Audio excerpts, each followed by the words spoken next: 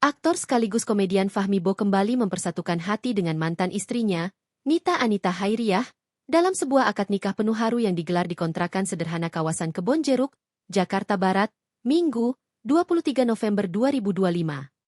Pernikahan ini menjadi sorotan publik lantaran Fahmi mengikuti prosesi ijab kabul dari atas tempat tidur. Meski kondisinya masih lemah, ia tetap lantang dan tegas saat mengucapkan janji suci untuk menikahi kembali perempuan yang pernah ia lepaskan 5 tahun lalu. Ustaz Fatullah bertindak sebagai wali hakim sekaligus memimpin jalannya ijab kabul. Momen ini membuat keluarga dan tamu yang hadir tidak kuasa menahan air mata. Keharuan menyelimuti suasana, melihat perjuangan Fahmi untuk bangkit sekaligus memperbaiki rumah tangganya. Fahmi dan Nita sebelumnya bercerai pada 2020. Setelah 5 tahun berpisah, keduanya memutuskan untuk kembali membangun keluarga di tengah perjuangan Fahmi memulihkan kesehatannya.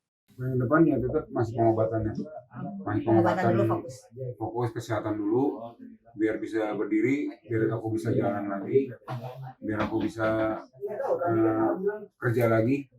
Kalau nggak bisa kerja usaha apa aja.